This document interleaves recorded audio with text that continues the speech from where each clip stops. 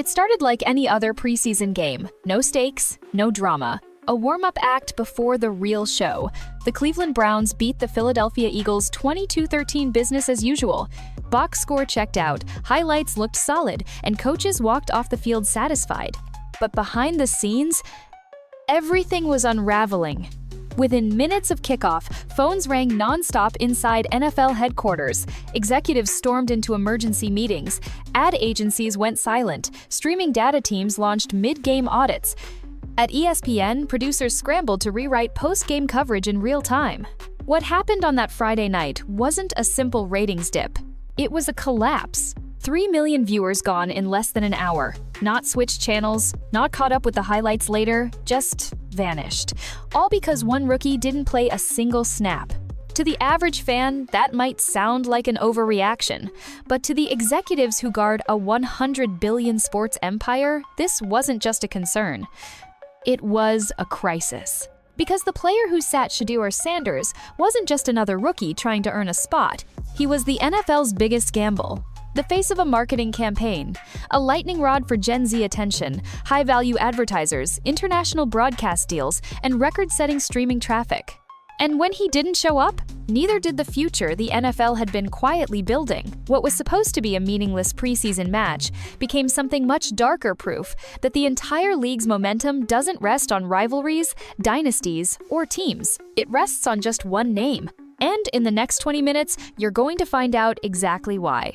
Because this isn't about a benching. It's about control, chaos, and a truth the NFL never wanted to admit.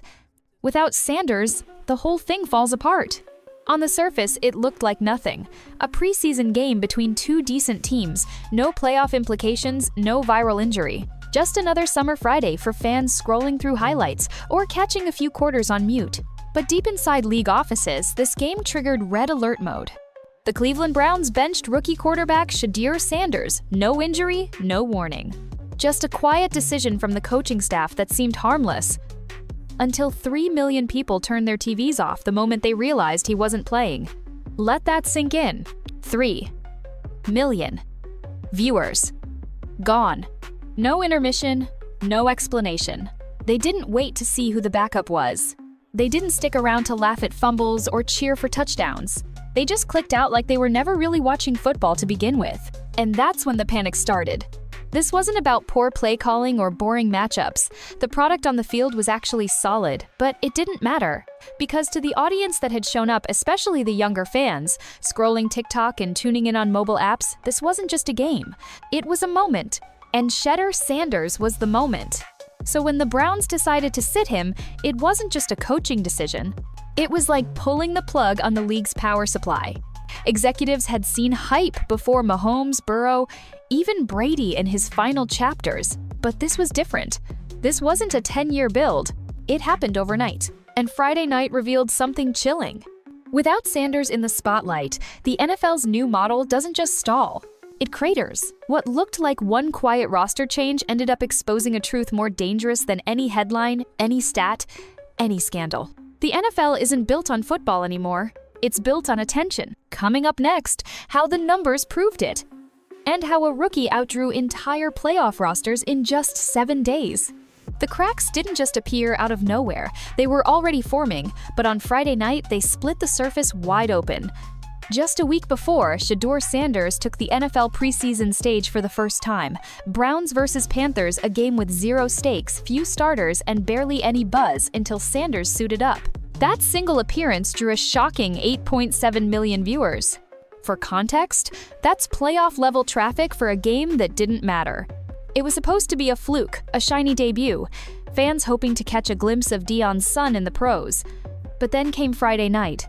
Bigger opponent, stronger market, better time slot. Sanders was expected to headline again, but hours before kickoff, he was benched. And almost instantly, viewership dropped to 5.8 million. That's nearly 3 million fans gone overnight, a number so steep, even veteran media executives were stunned. Industry insiders weren't calling it a ratings dip, they called it an abandonment event. Because fans didn't just tune out. They walked away like they were never watching for football in the first place, and maybe they weren't. By halftime, the situation got worse. Another 18% drop, and it wasn't passive. Viewers were actively switching off, logging out of apps, scrubbing through platforms, searching for anything more entertaining. Ads meant to run during the second half were suddenly reaching far fewer eyes. Emergency post-game meetings were triggered across ESPN, Amazon, and Fox Sports. Some execs reportedly sat in total silence, staring at real-time dashboards watching numbers plummet in live time. Social media? Completely flat. Nah viral plays. Nah trending clips. Nah buds. Just one overwhelming question pulsing through every timeline. Where's Shedeur Sanders? Even digital tools powered by NFL data, TikTok, Instagram Reels, YouTube Shorts began drying up. The content machine ran empty. There was nothing new to clip, nothing to post, and absolutely nothing fans cared to share. The product on the field? Technically sound. The Browns were playing great football. But in today's NFL, great football isn't enough. Because what Friday exposed is a truth the league never wanted to admit to itself. Viewers don't follow logos anymore, they follow names. And when the player they came for disappears, the loyalty doesn't shift to the next man up. It disappears entirely. Next, how the NFL didn't just hype Sanders. They built a billion-dollar machine around him and never prepared for what would happen if he didn't take the field. This wasn't an accident. The NFL didn't just respond to fan interest in Shedeur Sanders, they engineered it from day one. Before he threw a single professional pass, league marketing teams were already building campaigns around his name. Not because he had the best stats or the most refined mechanics, but because Shedeur had something far more valuable: magnetism. He was young, wildly charismatic, camera-ready, and born for the spotlight literally. As the son of Deion Sanders, his rise came with a built-in narrative that practically wrote itself. Legacy, swagger, pressure, all wrapped into one flashy, headline-grabbing rookie. And the NFL knew exactly what they had. Advertising budgets shifted. Promos were redesigned. Social media teams created custom graphics, hype reels, even story formats centered exclusively around Sanders. When the Browns drafted him, they didn't just get a QB. They got a storyline in cleats. Internally, the league positioned him as the future, not in a few years, right now. Highlight packages from college were repackaged and reposted. Top sports brands scrambled to sign him. Instagram Reels featuring Sanders highlights were preloaded into team accounts weeks in advance. National broadcast partners even began scheduling around him to make sure games featuring Sanders landed in prime slots. And the buzz? Unstoppable. Reels hit millions within hours. Hashtags exploded. YouTube Shorts racked up view counts that outperformed full game recaps. International broadcasters took notice too. Markets like Germany, Brazil, and the UK sent specific requests to the NFL. We'll take Browns games if Sanders is playing. That doesn't happen for rookies. It doesn't even happen for most Pro Bowl vets. But with Sanders, the formula flipped. He didn't need to prove himself on the field to draw a crowd. He already was the crowd, and that made him more than a player. It made him a product. A brand unto himself. The kind of brand that pulls people into the game who otherwise wouldn't care. So when the Cleveland Browns made the decision not to play him, they didn't just sit a quarterback. They disconnected the league from its entire attention engine. No warning, no alternate plan, just silence where the buzz was supposed to be. And without that spark, the entire ecosystem from ad dollars to fantasy leagues to social buzz flatlined. This wasn't just bad for engagement. It was a commercial catastrophe, and it all traced back to a single decision: remove Shedeur Sanders, and watch everything you built vanish overnight. Up next, the chaos snowballing behind the scenes, and the furious call that shook the Browns front office. By sunrise Saturday morning, the NFL wasn't dealing with a setback, it was managing a meltdown. Viewership was down, social media was dead, sponsors were pulling back, and the calls coming into league headquarters weren't just from fans, they were from people who move billions. Ad partners, streaming platforms, licensing execs, international broadcasters. All stunned. The league had spent the entire offseason laying the foundation for a breakout star. And then, in a nationally televised game featuring two strong markets, Shedeur Sanders didn't take a single snap. Not because he was injured, not because he was struggling, but because the Browns decided to let him rest. And that decision sent shockwaves through the league so deep that, according to multiple insiders, Roger Goodell picked up the phone himself. His call? Direct to the Cleveland Browns ownership group. Not with curiosity, with fury. Because here's what the public didn't know. The league warned the Browns beforehand. NFL officials had previously delivered internal projections that showed just how much of a draw Sanders had become. They'd compiled early metrics, social engagement scores, international interest maps, all of it pointed to the same outcome. If Sanders plays, you win the night. If he doesn't, it craters. These weren't guesses. These were hard numbers taken from his debut, from social buzz in college, from international pulse checks. The NFL had proof that Sanders was holding the league's momentum together. And Cleveland ignored it. Teams in Germany, Mexico, and the UK had explicitly requested Browns games because they wanted to air Sanders content overseas. Social media campaigns had already been packaged around him. Features, graphics, promos, all ready to fire post-kickoff. Instead, they fired blanks. Sanders was fully suited in practice. Team sources confirmed he ran his reps without limitation. But when Friday came, head coach Kevin Stefanski pulled him citing injury management, despite zero medical issues surfacing before or after. That didn't sit well with anyone. Within hours, social media boiled over. TikTok had no viral plays to edit. Threads turned on Cleveland. Sponsors pulled ads. Streaming platforms dusted off generic highlights because the planned feature Sanders' sophomore NFL moment never happened. Inside league headquarters, even seasoned executives admitted something terrifying. If one rookie sits out and 3 million people disappear, what happens if he really goes down? Goodell's fury wasn't just about ratings. It was about the structural risk the league just watched unravel. The NFL had sold Sanders as the face of its next era, and now that bet looked dangerously exposed. Because when you center the future of your league around one player, you'd better make sure he's actually on the field. Coming up, how this disaster didn't end at the broadcast level, and why retail partners, sponsors, and even fantasy football companies started hitting the panic button. By Monday morning, it was no longer just a bad night. It was a chain reaction, and the next piece to fall was one of the league's most reliable moneymakers: merchandise. Within 72 hours of Sanders being benched, NFLshop.com traffic dropped over 40%.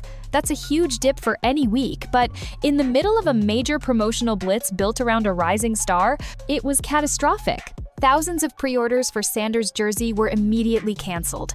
Fans flooded customer service lines and refund portals. The Browns' own team store, which had just placed an aggressive bulk order to keep up with insane demand, found itself sitting on piles of unsellable inventory. Overnight, Sanders' jersey went from the one fastest-selling rookie item in the league to a warehouse problem. Retail partners took notice. Executives at licensing companies, the ones responsible for producing and distributing merch across stores, online retailers, and international shops contacted the league directly, demanding answers. Their message was simple: if this guy doesn't play again, we're pulling the plug. Because for them, this wasn't about hype or highlights, it was about predictable revenue. And what the NFL just showed them was that their most valuable product line was entirely dependent on a single player's availability. That's not sustainable. Even holiday campaigns were impacted. Internal sources say at least 2 upcoming national ad pushes were paused pending updates on Sanders' future appearances. Graphics had to be re-edited. Shipping timelines were revised. Some retailers even froze inventory purchases related to Browns gear altogether. And that's just the domestic chaos. Internationally, it was worse. Streaming numbers in Europe dropped nearly 35%. In South America, fan engagement on social platforms surrounding the Browns plummeted. In Asia, fans were reportedly confused and angry about his sudden absence. Some international media outlets openly questioned if the NFL could be trusted to deliver the stars it promotes. That kind of trust erosion doesn't just hurt weekly rankings. It scars brand reputation. Behind the scenes, league partners who rarely speak up were suddenly all asking the same thing. What if this happens again? How can we invest in promotion when the face of the campaign might not even show up? For years, the NFL has operated like a well-oiled machine, a calculated blend of strategy, tradition, and showmanship. But what Friday night exposed was something the league has spent a long time denying. Everything depends on attention. And in 2025, attention doesn't belong to the league. It belongs to personalities. Shedeur Sanders isn't just a quarterback. He's the gravity pulling this ecosystem together. And the moment that gravity disappeared, the whole thing started coming apart. Coming up, how the collapse reached sports betting, fantasy leagues, and even podcasts, disrupting entire industries that rely on just one name to keep fans engaged. When Shedeur Sanders didn't play, it wasn't just football fans who felt the shock. It was Vegas. For years, sports betting has been the NFL's most explosive revenue stream. And with the rise of legal gambling and daily fantasy platforms, the league has been cashing in like never before. But what happened after Sanders was benched showed just how fragile the whole system really is. In the weeks leading up to Friday's game, major sportsbooks, DraftKings, FanDuel, BetMGM had been pushing prop bets tied directly to Sanders. Passing yards, rushing totals, completions, first quarter touchdowns, you name it. These weren't niche bets tucked into a corner of the app. They were the main attraction. One data analyst at a top sportsbook put it bluntly: Shedeur functions like an entire fantasy league by himself. And that wasn't just hype. The week before his debut, betting volume on Browns-related props hit season highs during preseason. Not week 1, not playoffs, preseason. But then came the benching, and in a matter of hours, betting activity plummeted by over 60%. To a sportsbook? That's not a dip. That's a financial nightmare. Executives reportedly asked a chilling question during internal calls: can we keep featuring rising stars in promotions if they might not even play? The ripple didn't stop at betting slips. It spread into the entire fantasy ecosystem: content creators, analysts, podcasts, app developers, even Reddit power users. Sanders had become a walking storyline for fantasy football fans. Analysts were tracking his development. Creators were building hype videos. Fantasy projections were being written around his usage. And in one roster decision, it all disappeared. Daily fantasy contests saw sharp drop-offs in entries and user engagement. Podcasts saw listener numbers tank for episodes centered on his breakout potential. YouTube videos featuring Sanders in fantasy lineups were rendered instantly outdated. Worse, the frustration wasn't just emotional, it became contractual. The NFL currently holds billion-dollar partnerships with gambling brands. These deals are built on reliability fans need to trust that who they're betting on will actually take the field. But Friday night shattered that illusion. And it raised the most dangerous question yet. What happens to the league's most profitable revenue source if one player disappears? Because Sanders isn't just drawing viewers. He's attracting a new class of football fans: young, digital native, short-form, bet-heavy users who don't watch full games, but open their phone every Sunday to lock in a few props. Those fans don't care about offensive lines or coverage schemes. They care about names, and Sanders was at the top of every algorithm. And when his name dropped off the active list, so did millions in engagement and revenue. Up next, the truth behind why Sanders was benched, and how it exposed a growing power struggle inside the NFL. By now, the official explanation felt paper-thin. The Cleveland Browns told media outlets that Shedeur Sanders was benched for injury management. A routine decision, nothing serious, nothing new. But behind that carefully worded statement was a truth tearing through NFL circles, and it had nothing to do with health. Because according to multiple league insiders, Sanders was 100% ready to play. No injury, no soreness, no medical limitation whatsoever. So what happened? Sources close to the team say this decision didn't come from trainers or doctors. It came directly from head coach Kevin Stefanski. Not because Sanders was at risk, but because Stefanski wanted to make a statement. He didn't say it out loud, didn't have to, but inside the locker room it was clear. This wasn't about safety. It was about control. We're talking about a first-year rookie quarterback, 22 years old, and already pressure was mounting from everywhere. Ownership wanted him on the field. Sponsors wanted him on every camera. Fans demanded him in every highlight. Executives at the league office were briefing ESPN and Amazon on Sanders' upcoming appearances like he was already a Pro Bowl starter. That kind of heat, coaches feel it. And not everyone's cool with it. So Stefanski made a move, one that said, "I call the shots. Not Twitter, not TikTok, not the league." Internally, this power play was seen as an effort to reassert the old guard, a reminder that coaching staffs still run football operations, not media executives in suits or fans with a FYP feed. And from a tradition standpoint, you could argue it made sense. Rookies often sit to develop.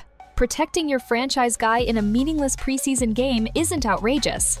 But this wasn't just about player development anymore, not with millions of dollars, global marketing plans, and entire revenue models riding on the face of the franchise.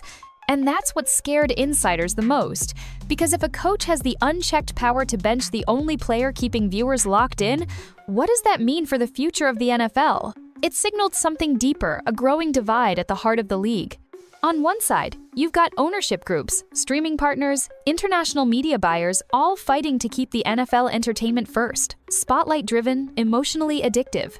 On the other, traditional coaches like Stefanski still guarding the core values of football: merit, development, hierarchy, control. And Friday night showed exactly what happens when those two worlds collide. Stefanski might have won the argument in the locker room, but in the process, he may have set off a financial wildfire the league is still trying to contain. Next, how this deeper power struggle is already forcing the NFL to rethink its entire structure, and why some officials are considering a radical solution that would change the league forever. You'd think the lessons were clear. Ratings collapse. Merch crashes. Betting markets go dark. Millions of viewers check out, all because one rookie didn't play. But instead of course correcting, the NFL now finds itself standing at the crossroads of an identity crisis. Because deep beneath the chaos triggered that night in Cleveland lies a question the league has been avoiding for years. Is this still a sport driven by system, strategy, and structure? Or is it now a business where entertainment comes first and football comes second? For old-school coaches like Kevin Stefanski, the answer is obvious. Personnel decisions are sacred. Rookies earn their snaps. Team chemistry trumps TikTok trends. From his perspective, a preseason game is the perfect time to rest your future star, not to burn him out trying to satisfy marketing demands. And in any other era, he'd be right. But 2025 isn't any other era. Because now, viewers don't just consume football like fans. They consume it like Netflix. They're not showing up for a matchup, they're showing up for a headline. A name they recognize. A story they're following. And when that story disappears from the game, they log out. It's no longer who's playing, it's who's trending. Coaches can argue the locker room matters, and they're right. But what Friday proved is that viewers don't care about schemes or positional depth. They care about the players who turn regular downs into viral content, and Shedeur Sanders is one of the few doing exactly that. Young fans didn't come for the Browns zone coverage. They came for the Sanders moment, and when they didn't get it, they left. That's not a theory, that's measurable, market-altering data. And now? The NFL is stuck. On one hand, you've got coaching cultures like Stefanski's committed to doing things the right way.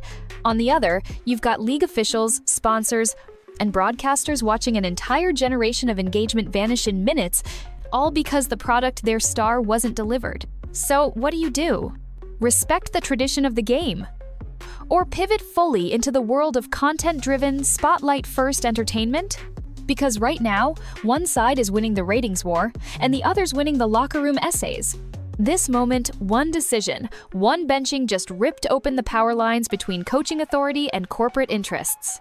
And here's what's truly wild. There are whispers that the NFL is already preparing a rule change to prevent this from ever happening again, one that could strip coaches of their autonomy during primetime games and shift control to the league office. Next, the radical, never-before-seen mandate some insiders are now pushing hard for, and why it could change the power structure of the NFL forever. It started as a whisper. A few urgent emails, a private call, frantic brainstorming late into Sunday night, and by Monday, that whisper had become a very real, very controversial phrase echoing through the halls of NFL headquarters. Minimum star availability requirements. Let that sink in. The league, the most tradition-obsessed sports institution in America, is now seriously considering a rule that would force teams to play their stars in nationally televised games. Yes, force them. Not encourage, not suggest. Mandate. Why? Because what happened Friday wasn't just a minor embarrassment. It was a full-on instability event, a warning siren showing that if one headline player disappears, the entire content economy spirals. This isn't paranoia, it's math. Dress million viewers lost. Merch cancellations through the roof. Fantasy and betting markets in freefall. All because Shedeur Sanders didn't step on the field. To league executives, this nightmare scenario has made one thing painfully obvious. This isn't just football anymore, it's entertainment infrastructure. And in the entertainment business, the stars don't get optional screen time. In early discussions, some league officials reportedly compared the idea to the NBA's load management policy, where big-name players are expected to appear in national games unless they're actually injured. The same paradigm shift is now creeping into the NFL. Here's what that shift would mean. A late week notice to the league office if a star player may sit. mandatory participation thresholds for top QBs, even in the preseason, fines or even media contract penalties if stars sit without justification. It's never been done before. Why? Because until now, there's been a sacred understanding that coaches run the sideline, not central command. But today's NFL isn't built on that anymore. It's built on faces, narratives, algorithms, and digital currency. When Shedeur Sanders is on your screen, everything spikes. Search volume, share rate, engagement, bets, streams, merch. When he's not, revenue bleeds out. Fast. Now, the league is in a pressure cooker. On one side, you have execs desperate to protect their money machine. On the other, coaches and purists warning that this crosses a line that once the league starts dictating who plays and when, the game itself becomes secondary. And looming in the background? A much bigger threat, the players' union. Because if this rule goes into effect, every contract, CBA clause, and injury protocol suddenly becomes a war zone. But here's the scariest part for the league. The more they insist Sanders must play, the more it proves something they can't take back. One rookie quarterback now holds more leverage than any coach, agent, or network deal ever dreamed of. Coming up, how the Players' Union is already circling the issue, and why this mandate the stars debate might accidentally tip the league's entire power hierarchy upside down. The NFL always made one thing clear: no player is bigger than the game. It was a line repeated in press conferences, marketing campaigns, and league policy for decades, a statement of control, a reminder that star power will never outweigh the shield. But that illusion shattered the moment Shedeur Sanders sat, and the whole machine crashed. Because now, behind closed doors, league insiders are having a much different conversation. One that revolves around player value, leverage, and the uncomfortable truth that the NFL has built something it no longer fully controls. And here's the twist. That leverage doesn't come from stats. It doesn't come from championships. It comes from attention. Sanders still a rookie, not even guaranteed a starting role long-term, just did what no MVP, no Pro Bowler, and no veteran coach ever has. He proved that his presence alone is worth millions. Broadcast deals, digital impressions, jersey sales, fantasy engagement, international relevance, local market spending, global social content, all of it. And when he didn't play, it all sank. That's not hype, that's power. That's the kind of power that once belonged to guys like Peyton, Brady, or Rodgers, but only after years of legacy and rings. Sanders just walked in, put on a jersey, and took it in week 1. And now, the ripple effects are only getting more intense. Sources say that since the Browns' disaster, agents across the league have begun re-evaluating rookie contracts, demanding explicit language around player branding rights, appearance incentives, and even bench protection clauses. Because if their client is driving millions in revenue, sitting for a random preseason quarter might no longer be defensible. And the NFLPA? They're watching very closely. Because if the league tries to force players onto the field mandate availability, override resting protocols, or tweak participation incentives, then suddenly it's not just a coaching debate anymore. It's a legal battle. It's a labor fight. It's all-out war. Does a rookie now carry more financial responsibility than a 10-year vet? Does marketing value factor into medical discretion? Can a player be forced to risk injury in the name of ratings? And perhaps the most important question: if sitting one player causes this much damage, what happens in contract negotiations when that player knows it? In some ways, the NFL may have accidentally handed Sanders the blueprint for long-term dominance. He doesn't need to throw for 5-0 yards. He doesn't need to win MVP. His most valuable trait might be that he makes people care, and the moment he's not on screen, they stop watching. That's dominance. And if the league leans too far into controlling it, they won't just lose games. They'll lose control of the entire power structure for good. Coming up, the cruel irony in all of this. The Browns actually won the game, and yet no one was celebrating.